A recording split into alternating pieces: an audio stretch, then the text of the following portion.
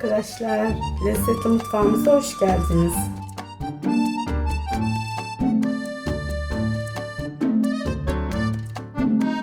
Katmerle karşınızdayız arkadaşlar. Şimdi ölçülerini veriyorum. 5 bardak unumuz var. 2 bardak suyumuz var. 1 tatlı kaşığı dolu dolu tuzumuz. 125 gram tereyağımız. Yarım bardaktan biraz fazla da sıvı yağımız var. Evet, 5 bardak unumuzu, 1 dolu tatlı kaşığı tuzumuzu koyduk arkadaşlar. 2 bardak da suyumuzu.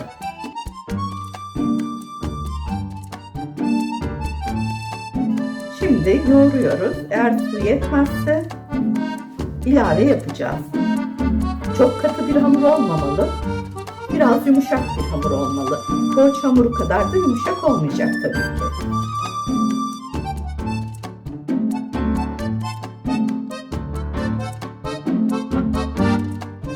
Görüldüğü üzere hamurumuz biraz katı.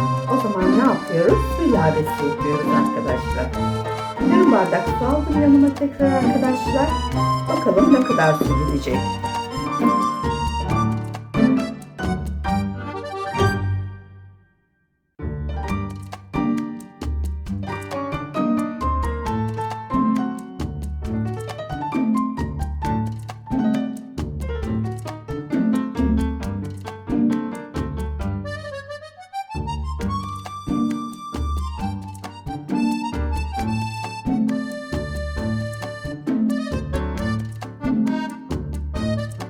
Hamurumuz kıvamını aldı. 2 bardak artı 1/4 bardak su kullandım. 4 ya da 5 dakika kadar tezgahta yoğurmaya devam ediyoruz arkadaşlar. Bu kadar yoğurursak o kadar iyi. Arkadaşlar şimdi hamurumuzu dinlenmeye alıyoruz. Yarım saat dinlenecek arkadaşlar. Evet arkadaşlar, hamurumuz yarım saat dinlendi. Şimdi bezelere ayırıyoruz.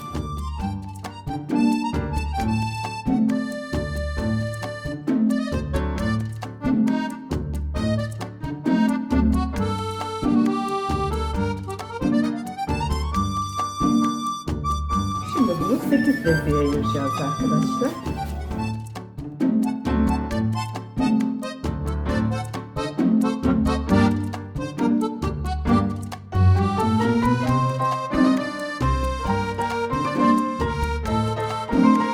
Arkadaşlar, bezelerimizi yaptık. Şimdi tekrar yarım saat dinlenmeye yolluyoruz.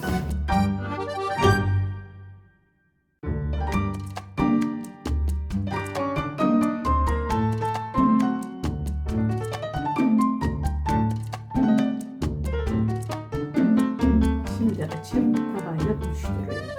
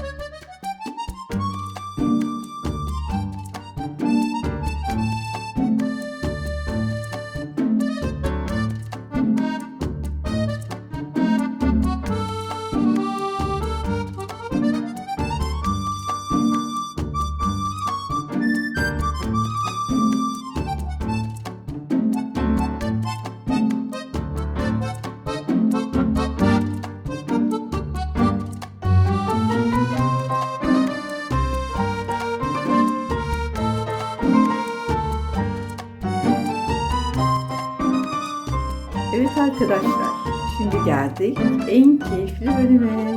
Bu kadar yorgunluğun üzerine tadım zamanı, test zamanı. Sizin yerinize biz zevkle bu işi yapıyoruz. Önce içine bakalım.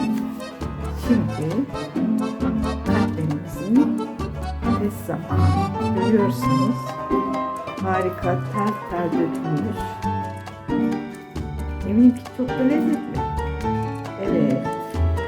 Bugün tatlı niyetine yiyelim mi katmıyorum? Evet, yiyelim.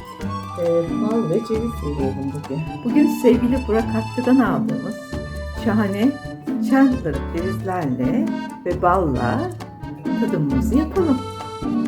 Bu tarifi sizler de sevdiklerinizle, ailenizle, çocuklarınızla, eşinizle, komşularınızla inşallah yapar, tadar ve severek yersiniz arkadaşlar. Bize afiyet olsun, yapınca sizlere de afiyet olsun. Yeni bir kanalımız, abone olmayı unutmazsanız seviniriz. Görüşmek üzere, bay bay.